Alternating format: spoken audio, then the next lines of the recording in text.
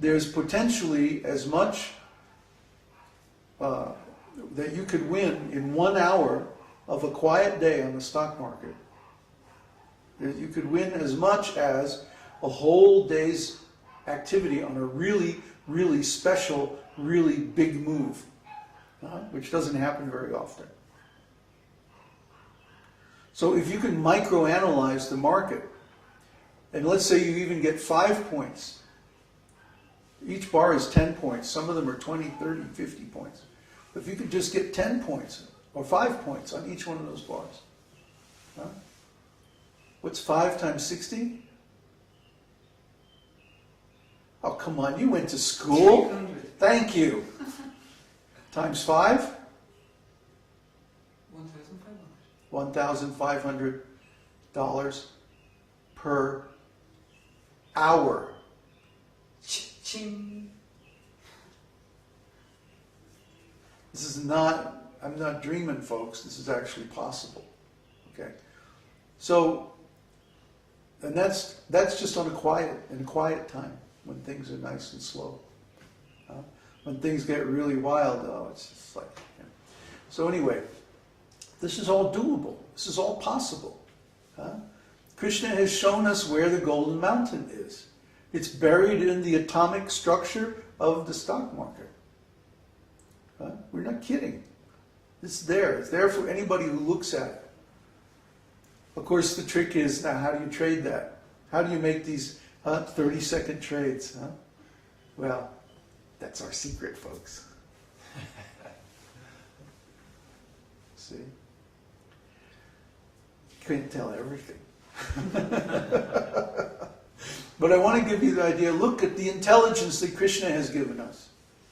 Look at the insight that Krishna has given us. Look at the vision that Krishna has given us of a community that's structured in such a way that no one person can take it over.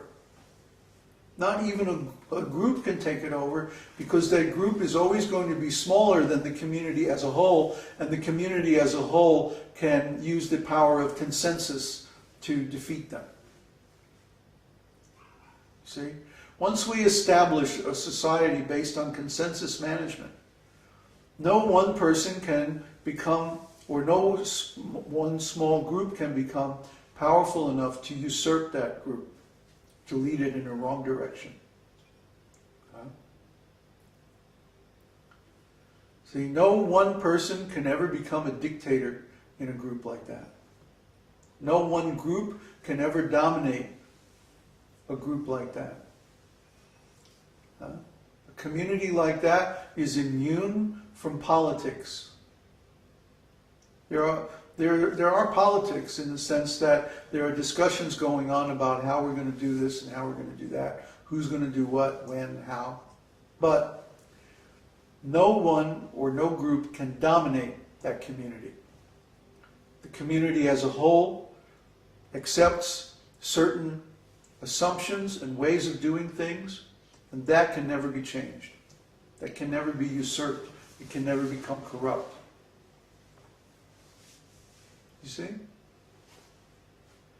Because for that to happen, everyone in the group would have to be convinced. And how are you going to convince a group of people that joined because they wanted to get away from that kind of centralized power? I mean, the very principle of the group is based on decentralization of power. So how are you going to convince a group of people who joined a community based on decentralization of power that you want to centralize the power again? How are you going to convince them of that? It's not possible. See, it's not possible. They will always say, no. No, we're not going to give you centralized power, because this community is about the decentralization of power. That's the principle of the community. That's the whole basis on which it was established. You can't do this. You're not going to do this. And we have a rule that one person cannot, filibuster the whole community by holding out on a consensus when the whole community agrees otherwise. Unless they come up with a counter-proposal that can be demonstrated and can convince others that it's better. You see? So if somebody wants to take over the community and say, okay, you should make me the dictator, you should give me the power over the whole community, everybody's going to laugh at him. Huh? And say no, because this is not the principle on which the community has been based, has been founded, has been created. This is the opposite. So come up with a better idea and convince all of us that your idea is actually better. Well, if I'm the dictator, I can, screw everything up. You see? I can abuse my power. No, nobody's going to buy it. And so that one person or one group will get put down because the consensus of the group will be against it. So in this way, by limiting the power of the individual and requiring the consensus of the whole group to make any changes, we eliminate the possibility that a group or an individual could ever take over and corrupt the community. Krishna has given us that insight. Huh? Where do we get that from? Mahabharata. Huh? The 5 Pandavas had a rule that they all had to agree on any decision. And not them, the 5 brothers and their mother all had to agree. Had to be unanimous. And they would discuss until they reached consensus. So for example, after the Battle of Kurukshetra, everyone was grieving because of all the deaths, the family. They were camped out on the bank of the Jamuna River. And they were all performing austerities and stuff like that.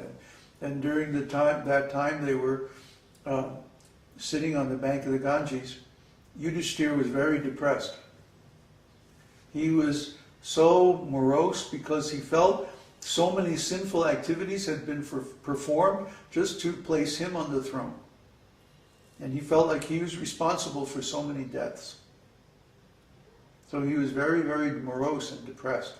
He was talking about, let's just go to the forest and give up all material activities and simply wear matted locks and tree bark and perform austerities, and that's it.